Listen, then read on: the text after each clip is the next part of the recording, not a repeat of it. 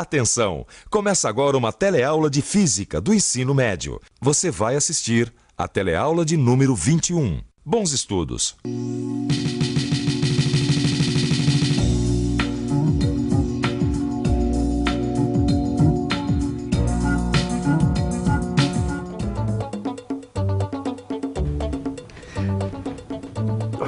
Cada vez que eu vejo a fotografia de um navio como esse, eu fico impressionado. Eles são enormes, devem pesar toneladas. E alguns ainda carregam cargas pesadíssimas. Puxa, mas como é que eles flutuam? Por que é que eles não afundam? Como é que eles conseguem boiar? São umas perguntas difíceis de responder, não é? Pois é, nessa teleaula de hoje nós vamos investigar juntos a física que existe por trás desse fenômeno. E para isso vai ser necessário utilizar muitos dos conhecimentos adquiridos até aqui. Esses conhecimentos vão ajudar você a entender o que é o empuxo, suas propriedades e aplicações. Você vai conhecer também o princípio de Arquimedes e suas aplicações. E agora muita atenção porque a nossa teleaula de hoje está apenas começando.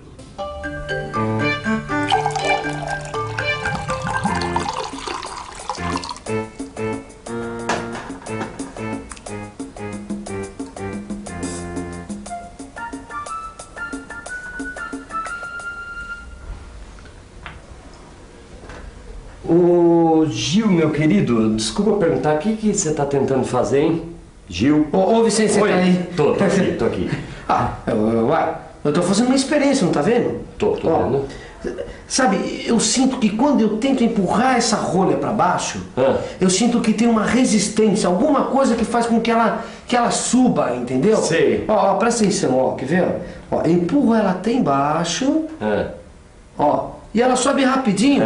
Por que será, hein? Sabe por que isso acontece? Porque isso aqui, meu querido, é rolha. E rolha é feita de cortiça. E cortiça boia. É por isso que ela sobe.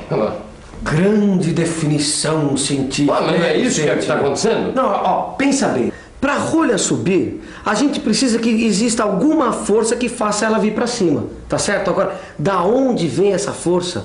Da onde que ela surge? É isso que eu quero saber. Ah, agora eu tô entendendo onde você quer chegar. Vou até arriscar um palpite, hein, Gil? Isso aqui tem a ver com pressão, sabia? E pressão, por sua vez, tem a ver com força. Lembra da definição? Pressão é força dividida pela área. É mesmo, Vicente. Nós já vimos isso. Nós já vimos como a pressão se comporta no interior dos líquidos e que ela aumenta de acordo com a profundidade. Agora, isso não responde totalmente à minha pergunta da onde vem essa tal força. Vicente, falta alguma coisa. Ó, alguma coisa tá faltando. Olha, uma coisa importante para a gente observar nessa experiência é que o objeto se estende por uma certa região do líquido. Ué, como assim? Olha, pensa nele como formado por várias partes e cada uma delas mergulhada numa profundidade diferente. E, portanto, a pressão exercida pelo líquido sobre cada uma dessas partes será diferente. Lembre-se que a pressão é o resultado da aplicação de uma força sobre uma superfície. Então, vamos analisar as forças que atuam nas diferentes partes deste objeto. Sabemos que força e pressão são grandezas diretamente proporcionais. Logo, a força é maior onde a pressão é maior. Preste atenção, o tamanho da seta indica a intensidade da força naquele ponto. Você notou que as forças que atuam na parte de baixo do objeto, isto é, aquelas que tendem a empurrar o objeto para cima, são maiores do que as que tendem a empurrá-lo para baixo? Para saber o que ocorrerá com o objeto, precisamos somar todas as forças que atuam sobre ele. Fazendo esta soma, obtemos uma força que tem direção vertical e sentido de baixo para cima. Esta força resultante é chamada de empuxo. Empuxo? Isso mesmo, é o empuxo que empurra para cima os objetos mergulhados nos líquidos, inclusive esta rolha. O empuxo existe porque a pressão varia conforme a profundidade. É verdade.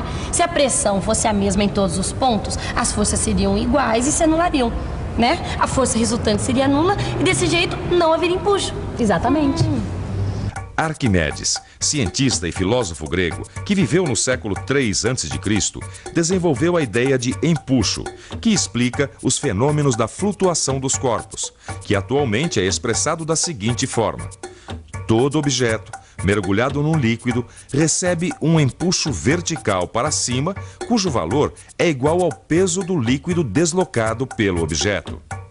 É incrível, hein, Vicente? Um cara descobriu uma coisa dessas há tantos séculos, hein? É, não é demais, bicho? Que demais. Não, esse Arquimedes era incrível, bicho. Eu soube de uma história dele que é inacreditável. Do Arquimedes? Do Arquimedes. Uma vez um rei procurou ele, porque o rei, como todo rei, tinha uma coroa, tá certo? E tava encanado. Ele falou, pô, minha coroa não é de ouro, ela é falsa e tal e tal. E ele queria provar se era ou não era, sem destruir a coroa. E o Arquimedes, sabe quando ele conseguiu resolver esse problema, descobrir a solução para o problema? Durante o banho dele, cara. Que isso? Sabe o que aconteceu? Ele descobriu que o nível da água dentro da banheira subia toda vez que ele mergulhava o corpo dele na banheira. Tá certo. Entendeu? E que o volume de líquido deslocado, no caso a água, era igual ao volume do corpo mergulhado, no caso o corpo dele mesmo. Ficou tão contente com a história, bicho, que se esqueceu de tudo. Saiu correndo pelado pela rua, completamente nu, gritando: Eureka, Eureka! Que isso, Vicente? O que é Eureka, rapaz? Eureka quer dizer achei. Ou seja, ele tinha achado a solução pro problema do rei. Imagina a moral do cara. E ele saindo daquele jeito pelado. Agora, ó, Vicente, pensando nisso tudo que você acabou de dizer dessa história, é incrível mesmo. Mas é o seguinte, será que a gente consegue achar alguma solução para o nosso problema? Ah, eu acho que sim, Gil. A gente já descobriu que quanto mais líquido o objeto desloca, maior o empuxo, tá certo? Então, pra gente calcular o valor do empuxo exercido sobre um objeto, é só a gente calcular o peso do líquido que esse objeto deslocou, tá certo? Não, tá certo, até aí tá certo. Agora, como a gente faz isso é que é o problema, você sabe? Bom, aí... Tá legal. Vamos obter a expressão matemática que nos permite calcular o empuxo que age sobre um objeto, certo? Bom, a gente já sabe que o empuxo é igual ao peso do líquido deslocado. E o peso do líquido deslocado é igual ao produto da sua massa pela aceleração da gravidade. Substituindo esta segunda equação na primeira, obtemos o empuxo, que é igual ao produto da massa do líquido deslocado pela aceleração da gravidade. E como é que a gente faz para medir a massa do líquido deslocado? Ah, eu já sei, Maristela, ó. A gente enche esse recipiente de água até a borda, mergulha o objeto, a água se desloca e parte dela, que equivale ao volume do objeto, transborda. Aí a gente recolhe essa água, coloca numa balança para medir sua massa. É pouco prático, Rosinha, você não acha? Ah, então como é que faz? Ora, medindo diretamente o volume do líquido deslocado. Olha só, esse recipiente aqui tem graduação, não tem? Então, para conhecer o volume do líquido deslocado, basta verificar o nível da água, do líquido, antes e depois de mergulhar o objeto. O volume de líquido deslocado é igual ao volume do objeto imerso, isto é, mergulhado no líquido.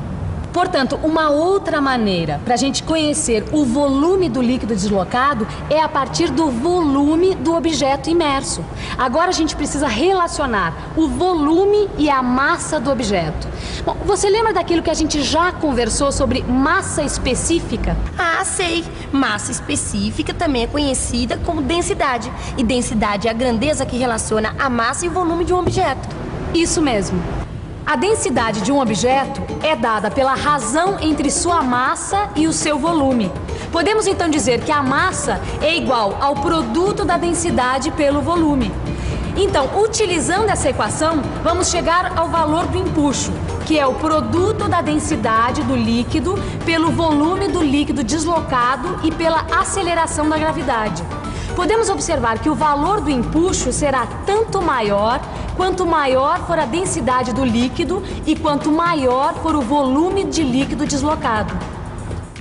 Agora você já sabe como calcular o valor do empuxo. Mas tem uma outra coisa que precisa ser entendida. Nem todos os objetos colocados no líquido se comportam da mesma forma. Alguns afundam, outros ficam na superfície e outros ainda descem um pouco e depois param. Quando é que cada uma dessas situações acontece? Quando um objeto é mergulhado num líquido, fica sujeito a duas forças, o seu próprio peso e o empuxo. Para saber o que ocorre com o objeto, precisamos estudar a relação entre estas duas forças. Podem ocorrer 3 situações distintas. A primeira ocorre quando o peso do objeto é maior que o empuxo e o objeto desce até atingir o fundo do recipiente. Outra situação ocorre quando o peso do objeto é igual ao empuxo. Neste caso, o objeto vai ficar parado na posição em que foi abandonado. A terceira e última situação ocorre quando o peso do objeto é menor que o empuxo. Neste caso, o objeto sobe e pode boiar na superfície do líquido. E é isso que acontece com os navios. Quando o navio está na água, ele é equilibrado por 2 forças iguais: o seu peso e o empuxo. Eureka! Existe um modo de saber se um objeto vai afundar ou não num determinado líquido. Ué, como? Bom, a gente já sabe que o empuxo depende de 3 grandezas. Bom, se eu entendi corretamente, o empuxo depende da densidade do líquido, do volume de líquido deslocado e da aceleração da gravidade. É isso aí. E o peso do objeto, como pode ser escrito? Veja só, o peso do objeto vai ser escrito em função da sua densidade, do seu volume e da aceleração da gravidade. Onde escrevemos a massa como produto da densidade pelo volume do objeto. Vamos imaginar inicialmente que o objeto, ao ser colocado no líquido, fique totalmente imerso. Neste caso, o volume do líquido deslocado e o volume do objeto são iguais. E se esses volumes são iguais, o que isso significa? Já sei. Olha só, com os volumes iguais, a única diferença entre o valor do empuxo e o valor do peso são as densidades. Deixa eu ver se eu entendi bem. Quer dizer então que a relação entre o peso e o empuxo só vai depender das densidades? A densidade do líquido e a densidade do objeto? É isso mesmo. Então, para saber se um objeto vai afundar ou não, a gente tem que analisar a relação entre a densidade do líquido e a densidade do objeto. Então, sabendo disso, você já é capaz de prever, Rosinha, o que ocorrerá a um objeto quando ele for mergulhado num líquido? Bom, eu acho que sim. Mas deixa eu pensar um pouco.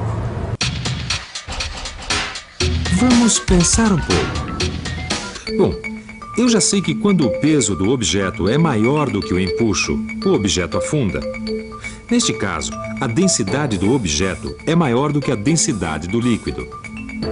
Quando o peso do objeto é igual ao empuxo, já vi que o objeto permanece em equilíbrio na posição onde foi deixado e totalmente imerso no líquido.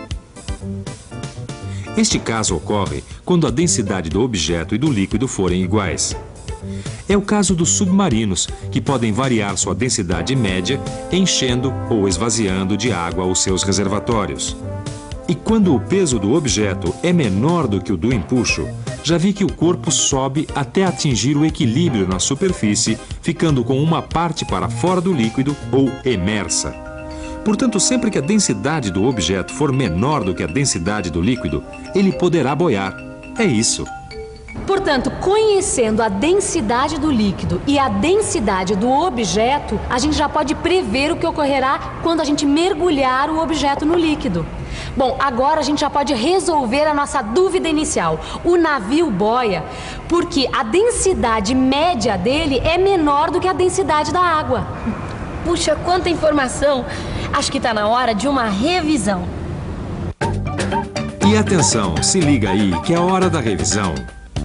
Na teleaula de hoje, você aprendeu que o empuxo é uma força vertical, dirigida para cima, que aparece sempre que um corpo está mergulhado num líquido qualquer. E que o empuxo surge em consequência do fato da pressão variar com a profundidade no líquido. Conheceu também o princípio de Arquimedes, que diz que todo corpo mergulhado em um líquido recebe um empuxo vertical para cima igual ao peso do líquido deslocado pelo corpo.